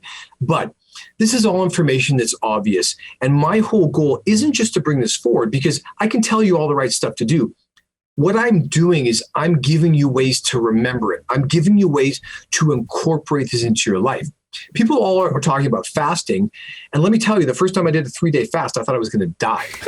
I have done over 25-day fasts. And I don't do more than 5 or 6 days because the science, the mimicking fasting diet came out. I looked into the science. So when I first started fasting, I said to myself, I can't do this. This is stupid. I like food. No way, right? So I created a menu of fake foods because I did that mimicking fasting. It's by Prolon. Anyone who wants to try that, it's great. It's a bunch of crap. It's a bunch of candy bars in there. So I looked at the macronutrients and I said, I'm going to create my own mimicking fasting diet. And a lot of naturopathic doctors have done that. So I made all these recipes that keep you in a fasted state because not eating is way more than physical. It's psychological. We eat our feelings every day. Eating is primal. It keeps you alive. Eating is much more than putting nourishment to your body. And the idea that you're not eating food, this is absolutely terrifying. So I created a protocol called Fast Club. First rule of Fast Club is never fast alone. Why? It's weird. You have to have someone to talk to. Hey, how do you feel? I have a terrible headache. Second rule of Fast Club is if you feel sick, eat. Don't be an idiot. And the third rule of Fast Club is any length of fast is a success. You don't bench press 300 pounds on your first day of the gym. So I want to be able to bring all these things people know they should do and say, well, how am I going to do this? My fettuccine Alfredo is absolutely delicious. It's zucchini noodles, 2 tablespoons of sour cream, 1 piece of bacon crumbled, some Parmesan cheese, and salt and pepper. That'll keep you full. And your body's like, where the fuck's the food? So I have all this stuff. I'm trying to launch my stuff. Hopefully you've looked through my ebook. That is just a preview of all the stuff that I've created because I just don't believe in this. I'm going to bring this forward. It's not cool that I was sick as a kid. It's not cool that I was a fat man most of my entire adult life. I tried so hard. It's not cool that people are feeling bad about themselves. It's not cool that young women are getting eating disorders and they're trying to eat this vegan diet. They're making themselves sicker. None of this is cool. I don't accept it. I'll never get those early years back of my life. But I have not only an opportunity, I have an obligation to reach that kid that was me, that when I was 14 years old, sitting in hospitals, having barium enemas and all this nasty stuff. It's so unnecessary. This is the simplest thing. That's why I created these cartoon characters. Vitamin D3, vitamin K2, magnesium. If you just do that alone, you're going to save 80% of the people from really terrible illness. It's kind of grotesque. So if someone wants to challenge me and doesn't believe me, and I get haters are going to come all the time. People, when they meet me, the minute I start to say something, they're like, do you know about Dr. Gundry? I'm like, yeah, I'm good. I'm an expert in this field and I'm bringing this forward. And if people don't want to do it, don't do it. Ultimately, you can be fooled by advertising. You can be fooled by marketing, but you can't fool your body. Your body is controlled by the laws of physics. And the laws of physics dictate how energy in this universe behaves. In my book, I break this down to the most basic positive and negative with my different characters. Hydrogen is the yin and yang of life. Why? 1 electron, 1 proton. We utilize hydrogen for everything because it comes apart really easy. That's the song he sings. He sings, I come apart at the seams. And that's what we use for all of life. So I'm taking this down. I want people to understand their biology so that it doesn't matter what the advertising message is. I'm terrified about, the vegan movement because it has some very powerful people backing it. And the indoctrination materials that they're producing are glossy and they sure work. I want to tell people, I don't care what you think. You can do this vegan or do all these different things. You can't fool your body. Deuterium and glyphosate are going to build up in it and you're going to get sick. Like I said, I watched my parents die. I watched what they did. They followed their doctor's orders. My parents were cool. They exercised. My mom was always into all this healthy eating. I watched them both die of pancreatic cancer, one after the other. And this was only 5 years ago when I confronted their pancreatic cancer doctor. He didn't have a clue about vitamin D. And that's one of the most verifiable. Google pancreatic cancer and vitamin D, and you're going to see Harvard Medical School has studies. This is one of the obvious ones. And this is still not known. The doctors just don't think it's that important, but I do. And so to anyone who's going to be a hater, you know what? If you're offended by material, tell everyone. Share it with everyone. Tell more people I'm a rotten person. I'm the worst. You mentioned like fasting, mimicking foods. It's my understanding, I could have some of this wrong, but if you basically just kind of eat fat, your body maybe doesn't recognize that you ate a real meal. Is that true? There's some truth to that? Well, yes. So yes and no. So you have to understand your body has all these nutritional sensors and your body basically doesn't want you to starve. So the biggest issue that we have is that we're eating the wrong foods completely. Everything that you see at the grocery store, everything in the restaurant, it's all not what we were supposed to eat. If you want to know what to eat, think about this. You walked into a grocery store 15, 20,000 years ago. What do you find on the shelves? You find meat. You don't find chicken. You don't find lean chicken breast. You don't find anything but some tubers, some sour fruit, meat, and seafood. There were no processed foods. 15,000 years ago, 12,000 years ago, we started farming.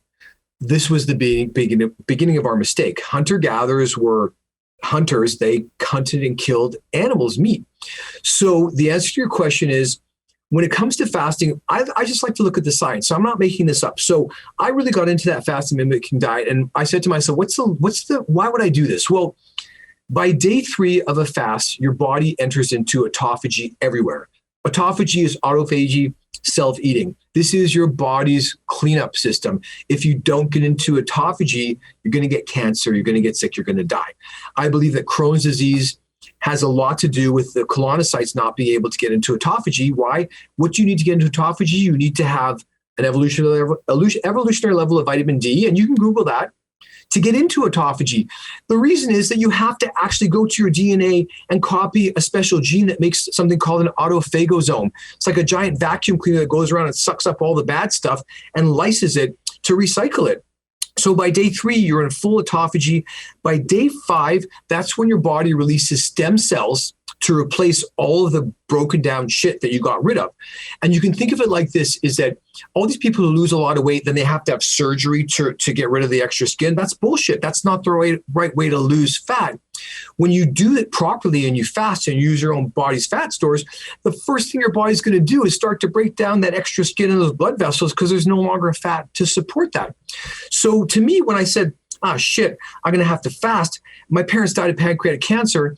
Do I have to do it all the time? No. Do I do intermittent fasting every day? You bet I do.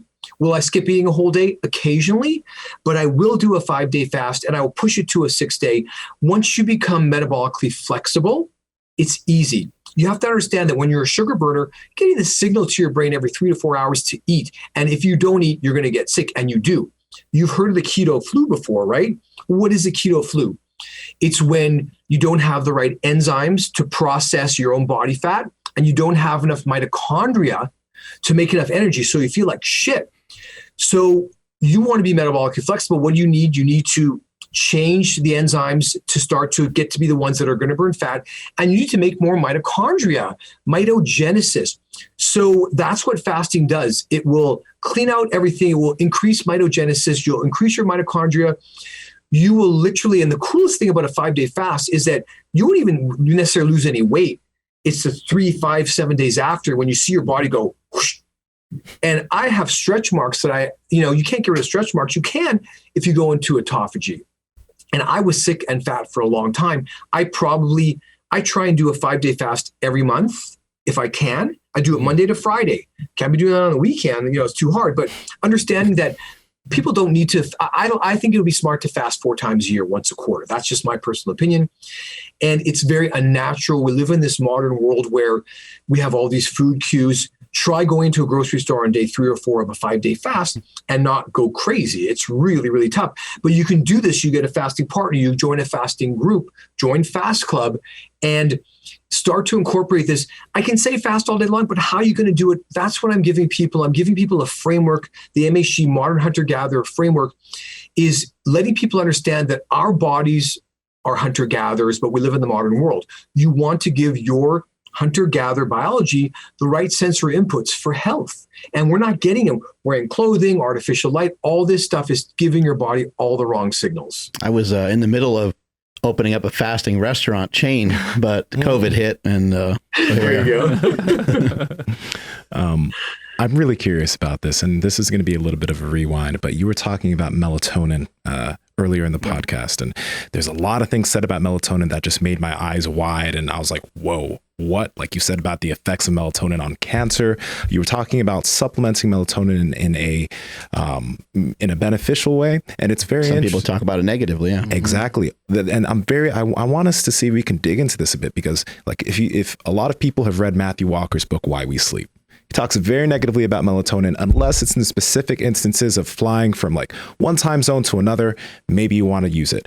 I've heard that I've heard of people that take too much melatonin and then their natural production's messed up, and now they can't fall asleep if they don't take melatonin. Or they wake up sleepy. And there are all these things that you hear negatively about melatonin, but you were saying about how beneficial it is to supplement it and why you should. So I didn't say it was beneficial to supplement. And okay, hold on 1 second. There we go. Yeah, the air conditioning broke down today. It's pretty hot. I got to open the door here. So okay, I'm happy I misheard that thing, because I was like, whew. Yeah, I think he was talking about putting it on your skin. I'm the door open, guys. I'm overheating here. It was like 80 degrees here. And of course, the air conditioning broke today. So melatonin is a double-edged sword. Good. One of the granddaddies of melatonin is Russell Reiter. Okay, this guy. And so when I look into a subject, when I found out about melatonin, what am I going to do? Just what I did with vitamin D. I'm going to order every book online. I'm going to look at every YouTube video. And I want to listen to some of the experts. So there's a couple of people who I believe have the ability to really understand this. There's I actually won't give his name out, but he's a guy who knows both vitamin D and melatonin. So when you look at someone like Matthew Walker, or you look at the people who are talking about this stuff, you have to understand that until you understand the vitamin D situation, I think kind of all bets are off. So melatonin is our natural repair hormone. And just so people understand, melatonin isn't just for humans. Every single species on this planet uses melatonin as an antioxidant, even plants. Did you know that if you spray melatonin on crops, you get less damage, less pests, and you get a higher yield? So melatonin helps plants grow. This molecule is preserved amongst all phylum. It's an ancient molecule. This was the original molecule created to reverse oxidation damage. This is your repair hormone. This is used by everyone. I told you it's so powerful because it can take on so many free radicals that this is the most important molecule. Now, Russell Reiter takes supplemental melatonin, and he takes, I believe, either 2 to 4 milligrams. So I want to listen to what my gurus are saying and doing. Now, I've read that the amount of melatonin that you make is signified by how much sun exposure you get, which makes sense because the sun causes damage. It destroys your body, and we evolved in sunlight, so there must be some cure to it. The sun can't be toxic, and that's what melatonin is. It's the anti-cancer medication. Now, most people end up supplementing it because they can't sleep because their vitamin D level is low. If you can show me all the people who got hooked on melatonin, who have an evolutionary level of vitamin D, they have the right gut microbiome, people are going to melatonin because, once again, I call this the journey of the insomniac. You go to your doctor and you say you can't sleep. You get a prescription for whatever medication they're giving, Lunesta, and you try it, and then you're like, I feel like shit, it doesn't really work. Or you sleepwalk, whatever. And then you go, what's next? You go back to your doctor and they go, let's send you to a sleep doctor. And that sleep doctor gets paid for diagnosing you with obstructive sleep apnea and giving you a CPAP. That's the system. There isn't any other place to go. I'm one of those few people that's going to look at the whole big picture, because I have people who come to me and I say, I can't help you. You need a CPAP. I'm sorry. Or you need to have surgery. You need to have your deviated septum fixed, and you need to have your tonsils removed because you're past that point where anything that I can do is going to help. But we don't have a medical specialty of a sleep specialist. Those guys, they're terrifying. Even the good guys, they want to do surgery. They just, this is the solution, because what gets paid for gets done. So melatonin is being used, and it's not being used necessarily properly. I think it's harmful and damaging to give it to children. We don't know the full results. I don't know. When I say that, this is not something I'm confident about. I personally supplement melatonin. I take a small amount. I actually use a melatonin cream on my face because melatonin reverses cancer. So of course I do that. And no one's looking into this, which is ridiculous. So the problem is, anything that you supplement, there's always a chance of a negative feedback loop. So you take something, if you take human growth hormone, you shut down your pituitary gland. That's not necessarily a good thing. So supplementing something can have profound effects on your biology. So there is no easy answer with melatonin. When I looked into this, I came to the conclusion that Russell Reiter knows probably about the most, and he supplements melatonin. I'm going to do it. It's an antioxidant. But I'm going to tell you that if I was diagnosed with cancer, I would literally get a bucket of melatonin, and I would get a saline drip, and I would infuse myself with it. Because I want you to understand that there is no LD50. Have you ever heard of LD50 before? No. I love this. Lethal dose, LD50 is the amount of anything you give to someone that will kill them. That will kill 50% of the subjects. Okay? There's no LD50 with melatonin. No matter how much they gave to these lab animals, it couldn't kill them. There was no bad effects. So, does it help if you can't kill a mouse or a rat if you overdose melatonin? Well, it tells me that it's not toxic. If you take exogenous melatonin, you take extra melatonin, why should we do that? Well, because all this lighting is destroying your melatonin production. It makes perfect sense to me to supplement melatonin, and I do it. Am I 100% confident that it's great for me? I don't know. But at this point, we're living in this really messed up world where we have, again, all these wrong environmental cues. I'm going to guarantee you this is that taking melatonin is probably a lot safer than taking any other medication. There is no LD50. That's important. All phylum on this planet use it. It's the most powerful antioxidant. It makes you make more antioxidants from your own DNA. I'm cool with it. I'm good to supplement it. Could it affect kids? Yeah, but these kids are already sick because they're not breathing properly, they're not growing properly, their sleep is screwed up. So yeah, complex. My vitamin D3 was 81.6. How am I doing? That's ideal. I want 60 to 80. There Perfect. we go. All right. Yep. Real quick. And what do you supplement to get to that? I usually utilize maybe somewhere between 10,000 and 50, especially in the wintertime, I take a little bit more. But yeah, between 10,000 and 15,000 I use. Good, yeah. What people don't understand is that, in the old days, we used to walk from your home to the mall, to the restaurant, to your office, to your job. And that's where the majority of people would get their vitamin D, is just casual exposure on their arms and their face. And now in lockdown, people are really, their levels are going down. And so there's this whole syndrome of losing your teeth and clenching and grinding. It's because your vitamin D level is low. If you're listening to this and you grind your teeth and your child grinds your teeth, your vitamin D level is too low. It's as simple as that. Let's say you do, like you have an evolutionary level of vitamin D. You say that you do supplement melatonin. You said that, okay, it's mostly safe, but you said that there's some aspects you're not really sure of. But for the individuals who are now like, I sleep okay, do you, like, when you say a low dose of melatonin, how much is that low dose? And is it, of course, vitamin D is a must take. Is melatonin also a must take? Not necessarily. I think it's smart to supplement it, like I said. So if you're really good, if you're living out in the country and when the sun sets, you have some gas lanterns, you're not watching TV, you're not looking at your phone, you're not looking at your screens, then you're going to produce a lot of melatonin, because the minute blue light goes into your eyes, it stops melatonin production just like that. Why? Because humans evolved to live outdoors, and when the sun comes up, that shuts down your melatonin production. Looking at the moon won't shut down your melatonin. That's not fake blue light. So we live in this world with all these toxins. Melatonin is a powerful antioxidant. We live in this world where our sleep cycles are being destroyed. People are staying up late. I think it would be smart to supplement melatonin. I have tried taking high doses, and one time I took 40 milligrams. I was really groggy the next day. Now, I'm interested in empirical data. So when I run a sleep study, I've experimented and I've looked into all the studies that supplement melatonin. I cannot see a direct dose-response relationship with taking melatonin and the quality or caliber of your sleep. I don't see that. Maybe we don't have the right tools to measure that. So there's even talk of like your melatonin release naturally will be a function of last year's sun exposure. Fascinating. So there's so much more. There's this incredible amount of science that's related to the non-light receptors in our eyes that are taking in all these types of radiation.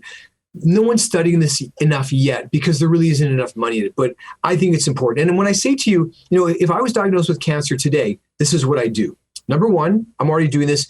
I'd go on a big fast. I'd go on a 21-day fast. I would start drinking deuterium depleted water. I would eat only grass-fed, organic, high-fat meat. And I would literally hang a bag of melatonin and saline every night until my tumor regressed. And I believe we'd see that. There aren't studies out there because you're not going to find them. The cancer industry makes billions of dollars, and they do it in a very mean way. The minute you get diagnosed with cancer, standard of care, you have to get it cut out, you have to get poisoned. And if your doctor doesn't do it, they'll get sued for malpractice. This type of bullying doesn't allow for the investigation to natural substances. Melatonin is the most obvious anti-cancer medication, and a lot of studies support that, a lot. The work of Thomas Seyfried is genius.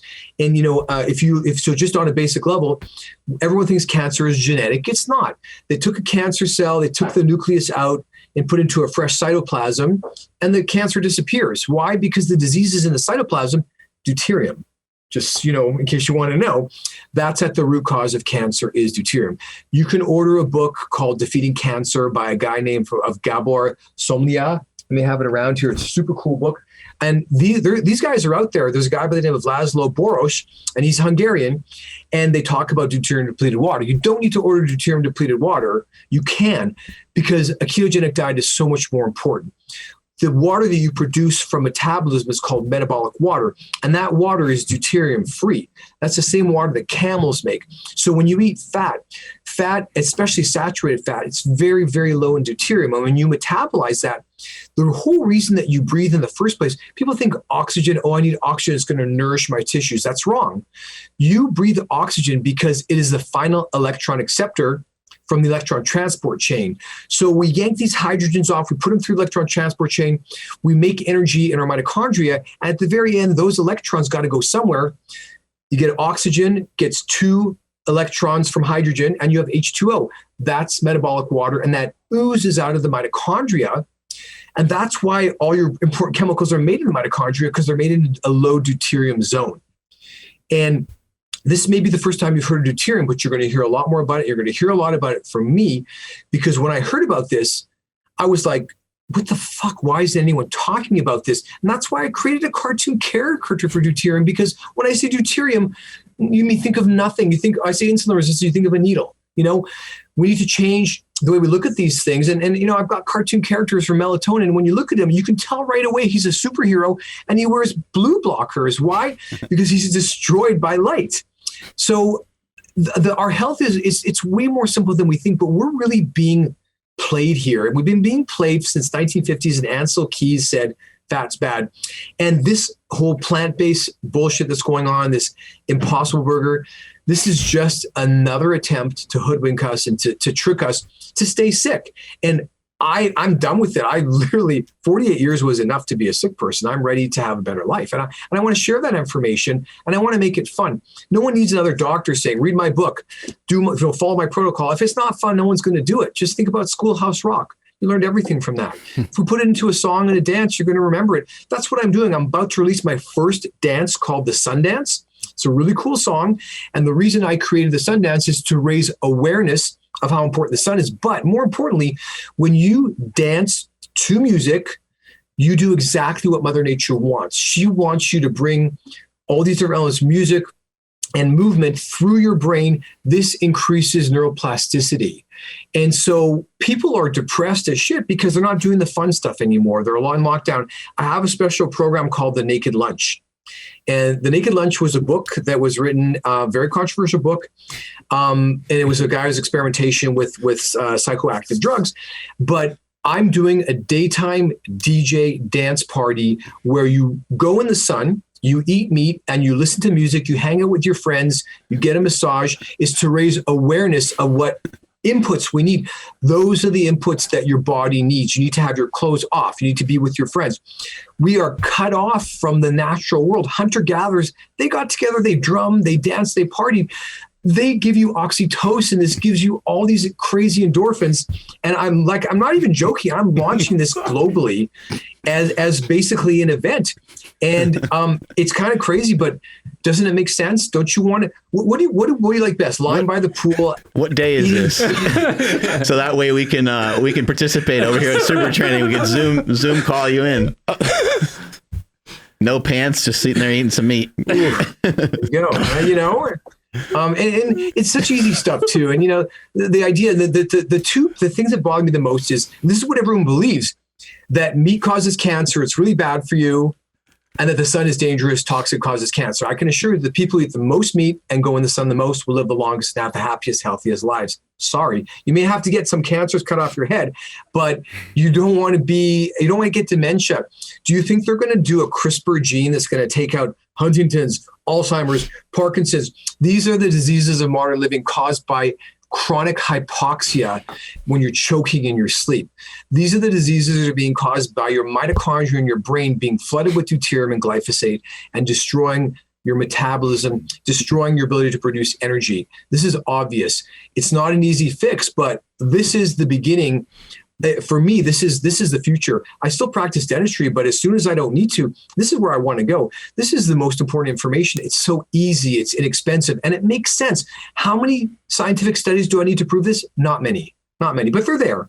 They're there. I have to apologize real quick because once you mentioned like the naked lunch thing and the dancing in the sun naked, immediately I pictured it and I just couldn't stop laughing. So I was listening to what you were saying and I was taking it seriously. But when I start to laugh, sometimes it just doesn't stop for a little bit. So I just want to apologize about that, man. No problem.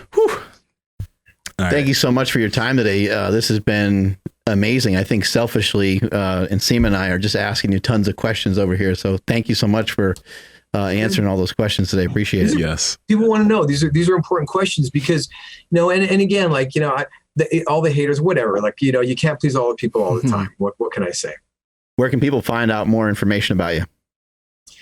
Easy to do. I'm on the internet. My new paradigm, my new health paradigm is Modern Hunter Gatherers at modernhuntergatherers.com. That's my Instagram as well. My name is Joel Gould. I have a dental practice. My dental website is Modern American Dentistry.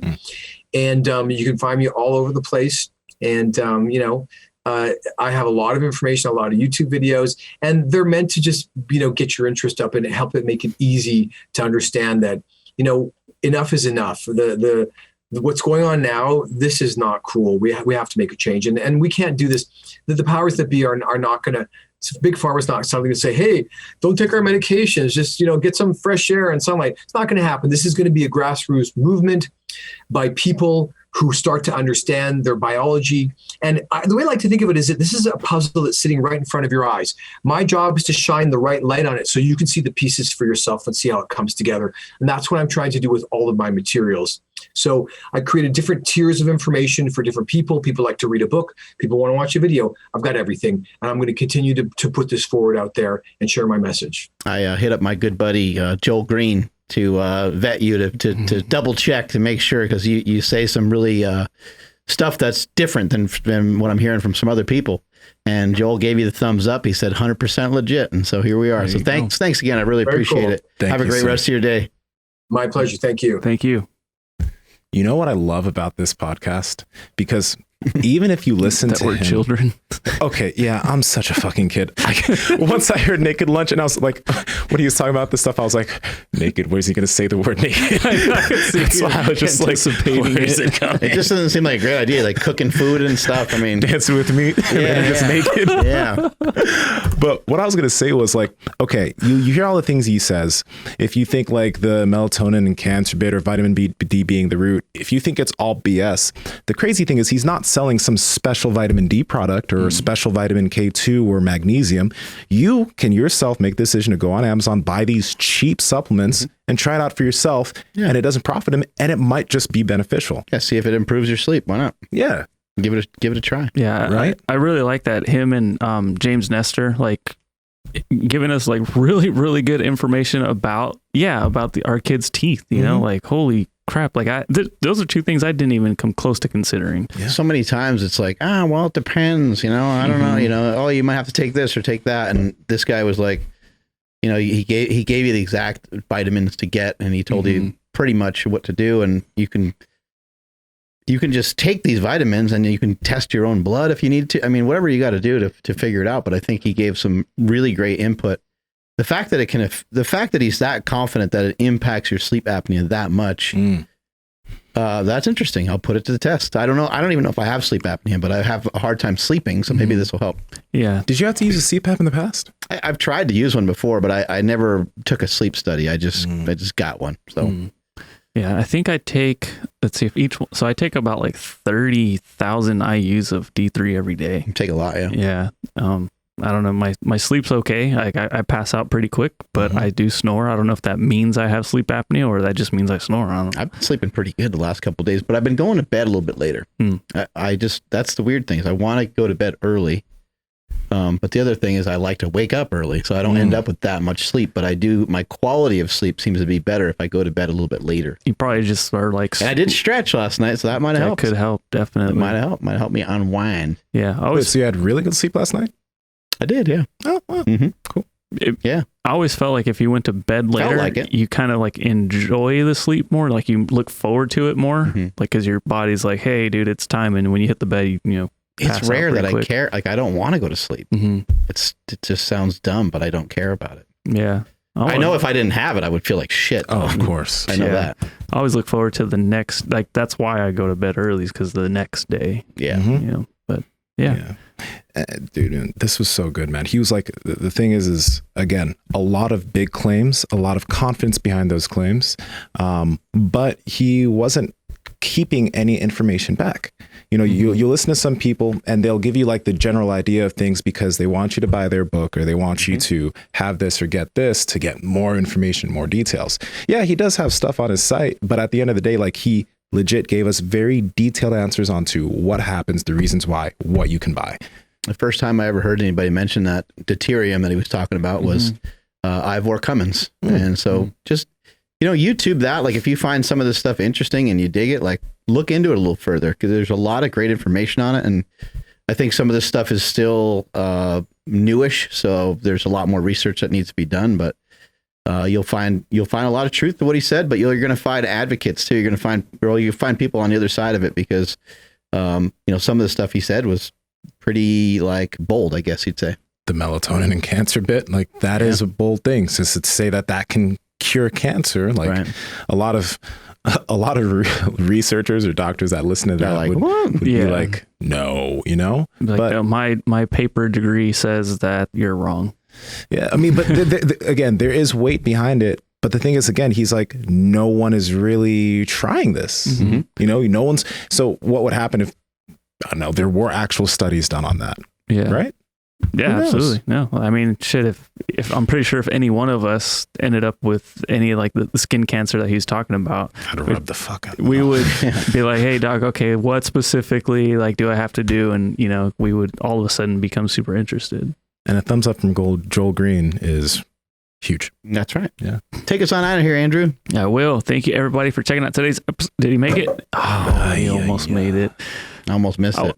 That's like what? That's about 8 feet, 10 feet. It's super close. I Let's should have nailed see. it. Ooh. Oh, come on. Oh, man. And Sticky everywhere now. I'll wipe it up right after we're done. You didn't oh, wait. What?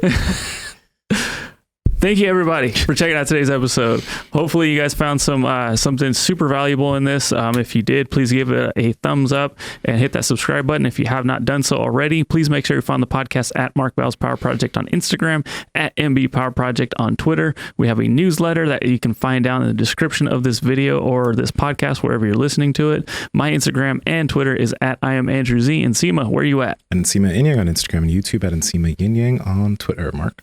At Mark Smelly Bell. Strength is never weakness. Weakness never strength. Catch you guys later.